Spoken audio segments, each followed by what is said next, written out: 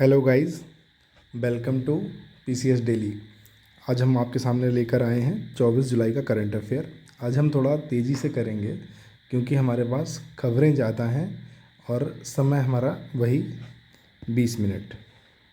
ठीक है, तो थोड़ा तेज़ तेज़ करेंगे। तो पहली खबर है कि Madhya Pradesh emerges as preferred investment destination.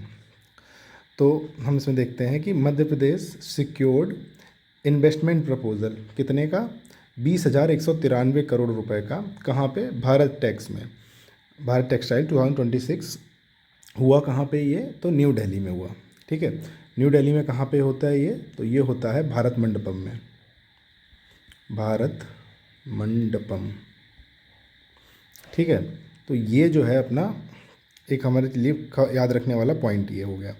ठीक है, अगला पॉइंट हमारे पास क्या है याद रखने के लिए कि मध्य प्रदेश के सीएम डॉक्टर मोहन यादव ने जो है इन्वेस्टर्स को पार्टिसिपेट होने के लिए इनवाइट किया। कहाँ पे पार्टिसिपेट होने के लिए करने के लिए इनवाइट किया? तो ग्लोबल इन्वेस्टर्स समिट 2027 कहाँ पे होगी ये? भोपाल में होगी। और कब होगी? तो जनवरी 27 में होगी। ठीक है, और हम क्या याद कर सकते हैं, याद रख सकते हैं इसमें? तो ये इन्वेस्टर्स मीट हुई थी, क्या कहते हैं, भारत टैक्स की।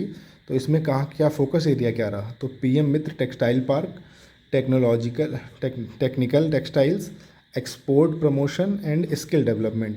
तो ये जो पीएम मित्र पार्क है, मित्र की फुल फॉर्म है mega integrated textile reason and apparel. तो ये जो पीएम मित्र पार्क हैं ये 7 स्टेट्स में हैं। तो आप लोगों का काम ये है कि आप कमेंट सेक्शन में बताओ कि वो कौन कौन से स्टेट्स हैं जहाँ पे पीएम मित्र पार्क इस्टेब्लिश हो चुके हैं। ठीक है, तो ये जो मेन चीज़ें थी हमारी इस न्यूज़ से हमें याद करने के लिए, जो हमें याद रखनी है एग्ज़ाम पॉइंट ऑफ व्यू से, प्रीलिम्स पॉइंट ऑफ व्यू से। ठीक है, Madhya Pradesh industrial development corporation ने 7 MOU साइन किए हैं जो कि कवर कर रहे हैं export, e commerce, global trade and MSME। तो मुझे लगता नहीं कि ये जो कवर है ये MPPCS के लिए हो सकता है कवर प्री में आ जाए, लेकिन वहाँ भी ये मुश्किल है। बेसिक जो हमें कवर करना है वो ये भारत टैक्स कहाँ हुआ, कितना मीट हुआ, कितना प्रपोजल था इसका, ग्लोबल इन्वेस्टर समिट कहाँ होगी, और मध्य प्रदेश जो है प्रेफर्ड इन्वेस्टमेंट डेस्टिनेशन बना। ठीक है, अगली न्यूज़ देखते हैं।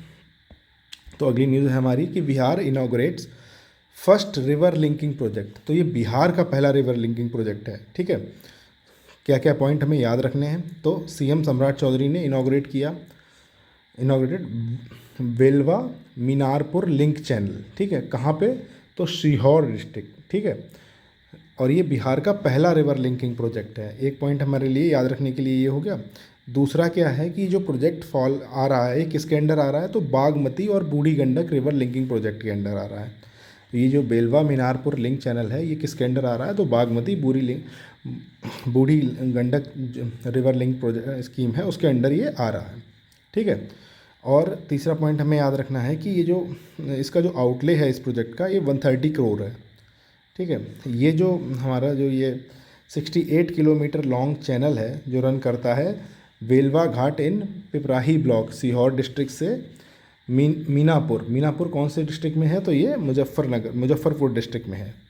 ठीक है, उसके अलावा हम और क्या देख सकते हैं कि 40 डेवलपमेंट प्रोजेक्ट और स्टार्ट किए गए जिसका आउटले 200 करोड़ के आउटले पे, और कहाँ पे? सीहोर डिस्ट्रिक्ट में। ठीक है, इसके अलावा क्या हुआ? 2500 करोड़ का एक सिंबॉलिक चेक दिया गया 4550 जीविका सेल्फ हेल्प ग्रुप को। किस लिए? To support rural livelihood and women's empowerment. ठीक है, तो इसका जो ये न्यूज़ है इसका बेसिक मेन चीज़ हमको याद रखनी है कि बिहार का पहला रिवर लिंकिंग प्रोजेक्ट है, बागमती और बूढ़ी गंडक रिवर लिंकिंग प्रोजेक्ट है उसका पार्ट है ये, और अभी कौन सा इनॉग्रेट किया गया है? तो वेलवा मीनारपुर लिंक चैनल। ठीक है, डिस्ट्रिक्ट कौन कौन से हैं इस प्रोजेक्ट में? तो वेलवा पड़ता है सीहोर डिस्ट्रिक्ट में और मीनारपुर पड़ता है मुजफ्फरपुर डिस्ट्रिक्ट में। ठीक है, इतना हमको याद रखना है। फिर अगली न्यूज़ देखते हैं।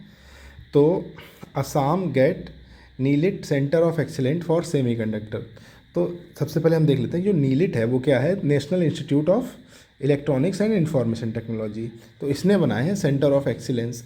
कहाँ बन रहा है? असम में बन रहा है। तो ऐसा एक नहीं, दो बन रहे हैं, एक अहमदाबाद में बन रहा है, दूसरा एक तो बन रहा है अहमदाबाद में, दूसरा बन रहा है असम में। ठीक है, तो अब आगे देखते हैं न्यूज़ को। तो देखिए, असम में कहाँ पे बन रहा है? गुवाहाटी में। पहली खबर ये हो गई कि और ये है किस लिए, इसका काम क्या है? तो ये सेमीकंडक्टर स्किलिंग पे काम करेगा। ठीक है, ये हम देख चुके हैं, अहमदाबाद में बनेगा और एक अहमदाबाद गुजरात में, एक बनेगा गुवाहाटी में। ये जो इनिशिएटिव है ये किसको सपोर्ट करता है? तो इंडिया सेमीकंडक्टर मिशन ISM 2.0। ठीक है, और कितना आउटले इसके लिए अप्रूव हुआ है? तो 1.28 लाख करोड़। 1.28 करोड़ नहीं, लाख करोड़। ठीक है, नीलेट ने नीलेट ने जो है MU साइन की हैं किसके साथ? टाटा इलेक्ट्रॉनिक्स और इन्फिनियन। ठीक है, ये दो कंपनियां हैं जो कि यहाँ पे इस्टेब्लिश करेंगी मिलके गुवाहाटी में और अहमदाबाद में सेंटर ऑफ एक्सीलेंस। ठीक है, उसके अलावा जो वर्क फोर्स है उसको किस में किस टेक्नोलॉजी में उसको स्किल्ड किया जाएगा? तो OSAT और ATMP। ठीक है, तो ये फॉर कंडक्टर सेमीकंडक्टर मैन्युफैक्चरिंग। तो ये OSAT और ATMP हैं क्या? तो OSAT जो है वो क्या है? Outsourced semiconductor assembly and test. तो इसमें आउटसोर्स का मतलब है कि किसी थर्ड पार्टी को, किसी एक अलग जो कंपनी है या वेंडर है उसको दिया जाएगा सेमीकंडक्टर की असेंबली करना और टेस्टिंग करने का प्रोग्राम। ठीक है, और ATMP है assembly, testing, marking and packaging.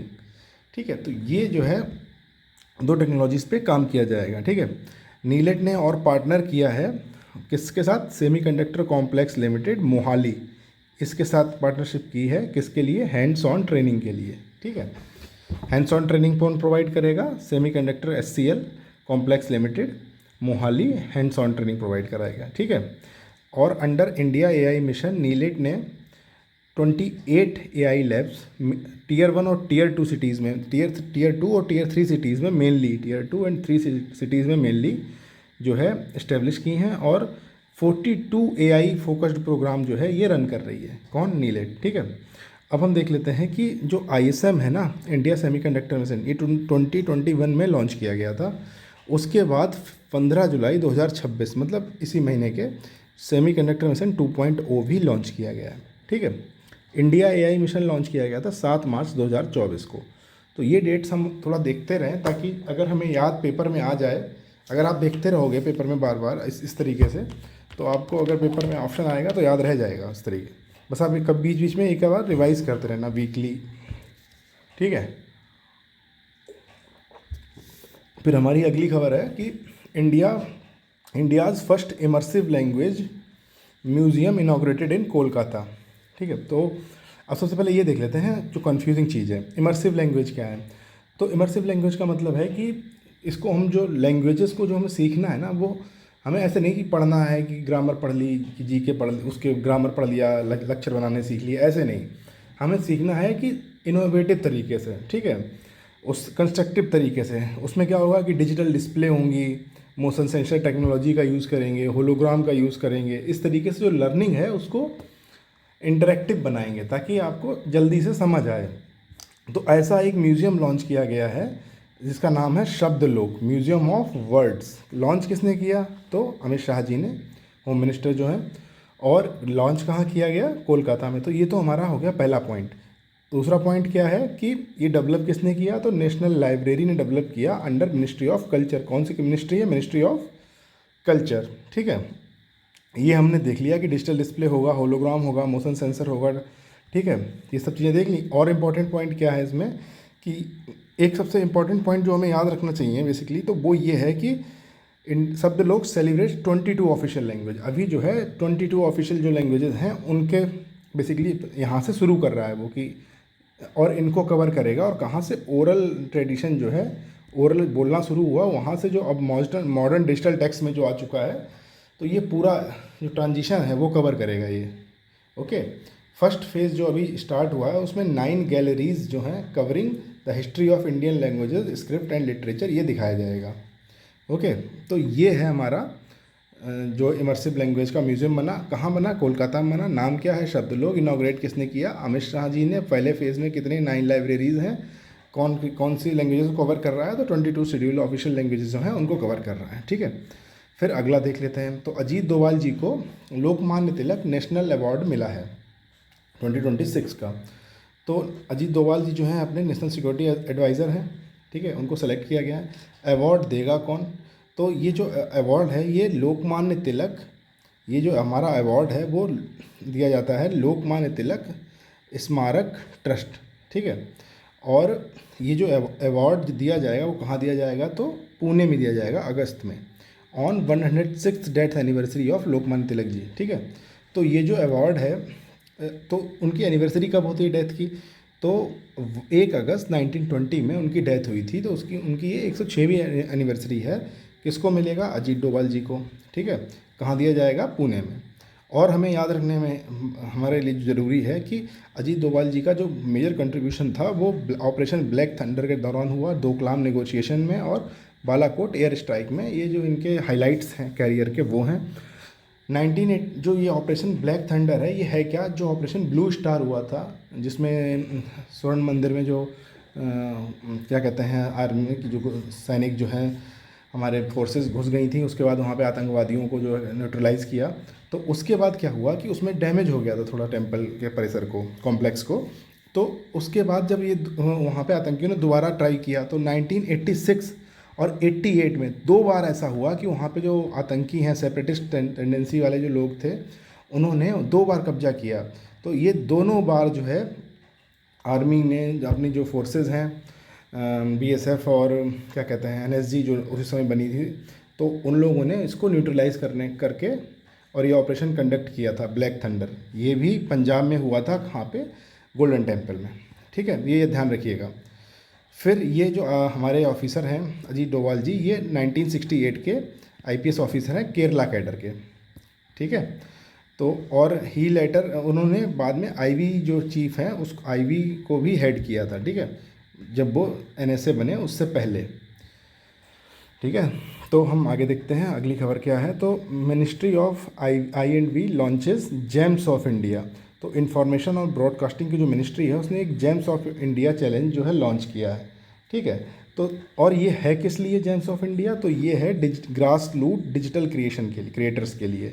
तो इम्पॉर्टेंट बात क्या है, जेम्स ऑफ इंडिया चैलेंज है, लॉन्च किसने किया, आई&बी क्या कहते हैं इंफॉर्मेशन एंड ब्रॉडकास्टिंग ने, और है किस लिए, ग्रास रूट जो डिजिटल क्रिएटर्स हैं उनको प्रमोट करने के लिए, ठीक है।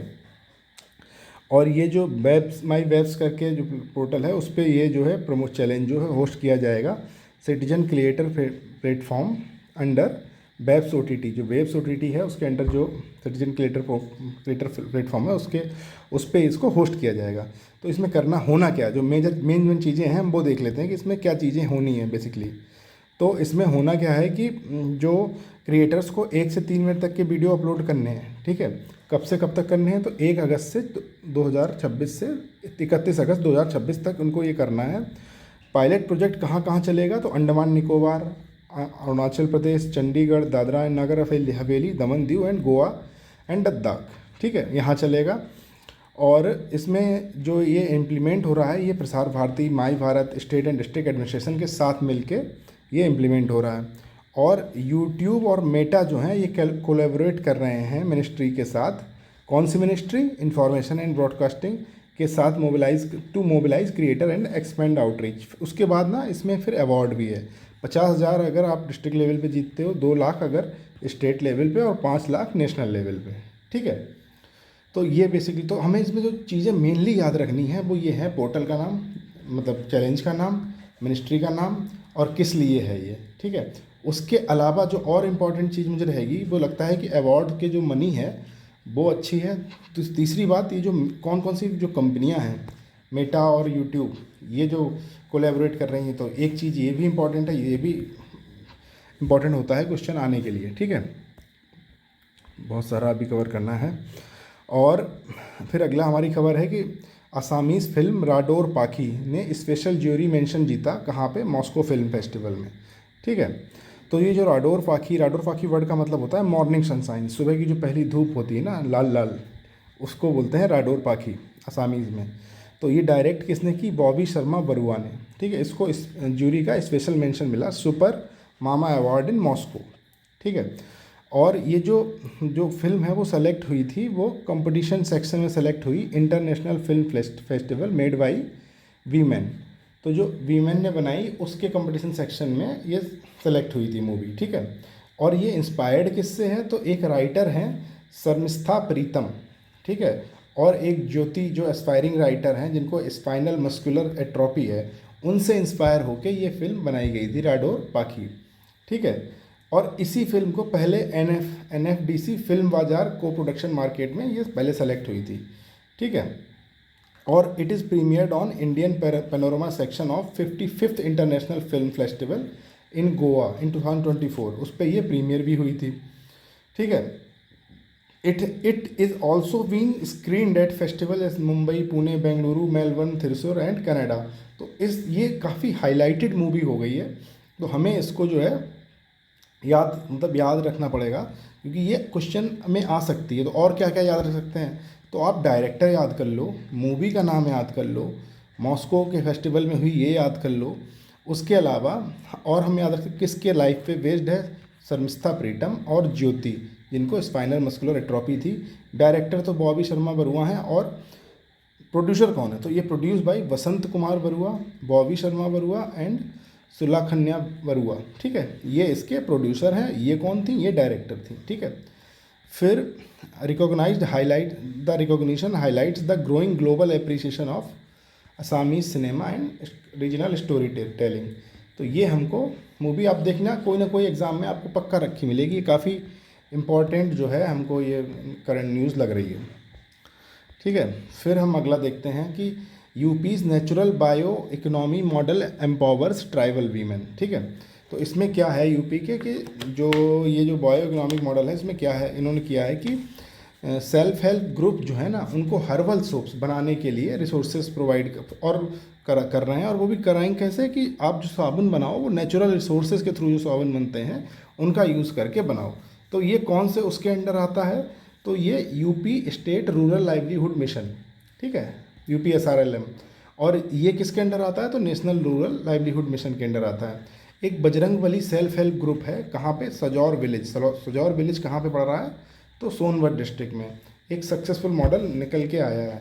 सेल्फ हेल्प ग्रुप जो है वो अर्न करता है 50 से 60 हज़ार रुपये पर महीने, और हर एक मेंबर की लगभग अर्निंग 8 से 10 हज़ार रुपये पर महीने है यहाँ पे। ठीक है, सेल्फ हेल्प ग्रुप इनको जो है ट्रेनिंग दी जाएगी scientific processing, packaging, branding and marketing की। और ये जो इनिशिएटिव है ये एम्पावर करेगा empowerment of tribal women and strengthen the rural bio economy. ठीक है, जो SRLM है इसकी फुल फॉर्म हमने देख लिया आपकी, UPSRLM की, स्टेट रूरल लाइवलीहुड मिशन। जो नेशनल रूरल लाइवलीहुड मिशन है ये NRLM, ये 2011 में लॉन्च किया गया था। उसके बाद इसका रिब्रांडिंग करके इसका नाम रख दिया गया दीनदयाल अंत्योदय योजना नेशनल रूरल लाइवलीहुड मिशन। ठीक है, अभी इसका नाम क्या है? दीनदयाल। ये नाम अभी करंट नाम है। एक्चुअल स्कीम जो ये NRLM लॉन्च की गई थी तो ये 2011 में लॉन्च की गई। तो यूपी वाले ना अक्सर ये पुरानी स्कीम पूछ लेते हैं कि पहले कब लॉन्च हुई, ये कब हुआ, वो कब हुआ, मिलाने के लिए। फिर अगला हमारा करंट अफेयर है कि महाराष्ट्र ने पहली इंडिया की AI पावर्ड वर्ड सेंचुरी बना दी। ठीक है, जल्दी से देखते हैं क्या क्या है। तो कहाँ बनाई गई? तो ये जो बनाई गई है वो बनाई गई है थाने क्रीक में। फ्लेमिंगो सेंचुरी है मुंबई में। ठीक है, ये कौन बनी? First AI powered bird sanctuary and national eco park. ठीक है, कितना एरिया कवर करती है? तो 20.09 हेक्टेयर थाने क्रीक की शोर लाइन पे। ठीक है, ये इतना एरिया कवर करती है। Ramsar site, inside Ramsar site on central Asian flyway. ठीक है, AI पावर्ड क्या है इसमें? तो AI पावर्ड ये है कि AI बेस्ड ट्रैकिंग सिस्टम है जो ऑपरेट करेगा 1.5 किलोमीटर की रेडियस में to identify species and track migration in real time. और क्या है? तो ये ड्रोन डिप्लॉय करेगा, deploy the drone and acoustic sensor to study avian vocalization along AI enabled cameras. ठीक है, तो ये टोटल मिला के इसको ये पहली AI पावर्ड उस वहाँ की सेंचुरी बनी महाराष्ट्र की। कहाँ पे है? मुंबई में। कौन सी? Flamingo century. कहाँ पे है? थाने क्रीक। ठीक है, फिर अगली न्यूज़ देखते हैं। बीरपुर एयरपोर्ट, ठीक है, कहाँ का है? बिहार का है ये। Moves closer to take off with 28.42 crore runway project. तो सबसे पहले हमें ये पता होना चाहिए बीरपुर एयरपोर्ट है कहाँ पे। तो ये आता है सुपौल डिस्ट्रिक्ट में। इम्पॉर्टेंट क्यों है? क्योंकि सुपौल डिस्ट्रिक्ट नेपाल बॉर्डर के पास आता है और स्ट्रेटेजिकली जो है उसके अंडर आता है। तो सहरसा डिवीज़न के अंडर आता है सुपौल डिस्ट्रिक्ट, और उसमें जो है क्या कहते हैं, ये अपना बीरपुर एयरपोर्ट आता है। ये जो एयर स्ट्रिप है बीरपुर की, ये पहली बार कोसी बैराज प्रोजेक्ट के टाइम पे 1950s और 60s में बनाई गई थी। ठीक है, तो ये ही हमारी इंपॉर्टेंट जो है पॉइंट थे इसमें, इस टॉपिक में। फिर अगला देख लेते हैं। तो छत्तीसगढ़ ने के सीएम ने लॉन्च की वेटलैंड मित्र स्कीम, और ये वेटलैंड मित्र स्कीम है तो इसका पर्पज़ क्या है? Biodiversity conservation. ठीक है, वेटलैंड, तो हम करंट इंपॉर्टेंट पॉइंट देख लें जल्दी जल्दी। तो वेटलैंड मित्र स्कीम है इनिशिएटिव। ठीक है, इसका एक वर्कशॉप लॉन्च की गई है वेटलैंड कंजर्वेशन के लिए। कहाँ पे? नवा रायपुर। लॉन्च किसने की? तो विष्णु साई देव, जो कि यहाँ पे सीएम है। ये चीज़ करती क्या है? तो ये कम्युनिटी लेड वॉलंटरी नेटवर्क है टू मॉनिटर वाटर। इसमें क्या क्या है? मॉनिटरिंग है वाटर बॉडीज़ की, प्रिवेंट एनक्रोचमेंट, कि वाटर बॉडीज़ का एनक्रोचमेंट ना हो, और डंपिंग। 3 एस्पेक्ट ये कवर कर रही है, मॉनिटर, प्रिवेंशन एंड डंपिंग जो है उसको प्रिवेंट करना है। और ये जो वर्कशॉप जो वर्कशॉप जो ऑर्गेनाइज़ की गई थी, ये ऑर्गेनाइज़ की गई थी state forest and climate change department. Okay, और जो ये फ्रेमवर्क है ये अलाइन करता है national plan for conservation of aquatic ecosystems and Ramsar site guidelines. तो जो ये national plan for conservation of aquatic ecosystem है, ये 2013 में जो है लॉन्च हुआ था। 2013। ठीक है, अगली न्यूज़ देखते हैं कि president of India Shrimati Droupadi Murmu, उन्होंने लॉन्च किया, अनवेल किया महात्मा गांधी का जो बस्ट है। बस्ट मतलब जो ऊपर चेस्ट तक का पार्ट होता है ना, उसकी जो, उसको बस्ट बोलते हैं, छाती तक का, सिर से छाती कवर करती है, उसको बस्ट बोलते हैं। तो वो लॉन्च किया गया कहाँ? नॉर्थ मैसेडोनिया में। ठीक है, तो president Droupadi Murmu and North Macedonian president Gordana Siljanovska Davkova. ठीक है, तो इन्होंने, दोनों लोगों ने मिलके गांधी जी का बस्ट जो है अनवेल किया। कहाँ पे? स्कोपजी। ठीक है, स्कोपजी आप याद रखना, एक और इम्पॉर्टेंट चीज़ पता चलेगी अभी इसके बारे में। ठीक है, उसके बाद दिस अनवेलिंग टुक प्लेस, ये पहला स्टेट विजिट था किसी इंडियन हेड ऑफ स्टेट का नॉर्थ मैसेडोनिया में। मतलब द्रौपदी मुर्मू जी जो है पहली ऐसी हेड ऑफ स्टेट थी इंडिया की जो वहाँ नॉर्थ मैसेडोनिया में वहाँ पे गई। ठीक है, और इम्पॉर्टेंट क्या याद रखने के लिए है कि मेमोरियल ऑफ मदर टेरेसा को भी विज़िट किया। क्यों? क्योंकि मदर टेरेसा का मेमोरियल है वहाँ पे। जो मदर टेरेसा हैं वो मैसेडोनिया में ही बॉर्न हुई थी। कहाँ पे? स्कोपजे में। ठीक है, इसलिए ये खबर बहुत ही इम्पॉर्टेंट हो जाती है कि कहाँ पे बस्ट अनवेल किया दोनों लोगों ने मिलके, तो नॉर्थ मैसेडोनिया में। ठीक है, फिर the India announce doubling of Indian technical and economic cooperation slots in North Macedonia. तो जो Indian technical and economic slot cooperation है ये कहाँ पे, ये जो है कब लॉन्च किया गया था? तो 15 अगस्त सितंबर 15 1964 में। कौन सी मिनिस्ट्री के अंडर? MEA के अंडर आता है ये। बायलैटरल असिस्टेंस स्कीम है ये। ठीक है, उसको डबल करने की बात की गई। ठीक है, फिर हम देख लेते हैं रक्षा मंत्री flags first in tri service all women circumnavigation. Circumvention का मतलब होता है पूरा घेरना, पूरा कवर करना, ऐसे गोले में। ठीक है, तो सर्क्यूम नेविगेशन का मतलब है कि यहाँ से चले ऐसे करके और घूम के आके फिर से पूरा यहाँ पे आ गए। ठीक है, ऐसे इंडिया है तो यहाँ से कहीं से चले और फिर ऐसे करके पूरा वर्ल्ड कवर करके घूम के आ गए। ठीक है, तो उन रक्षा मंत्री ने इसको फ्लैग किया स्कीम को। तो ये जो है वर्चुअली फ्लैग की गई थी। इसका नाम था समुद्र प्रदक्षिणा। ठीक है, ये पहली तीनों services, tri services, army navy air force और ऑल वीमेन जो है एक्सपेडिशन है। ऑल वीमेन तो सारी ही वीमेन है। तो हैं कितनी वीमेन? तो 9 ऑफिसर हैं फ्रॉम द 3 सर्विसेज। ठीक है, और ये वापस आए हैं returning to gateway of India Mumbai.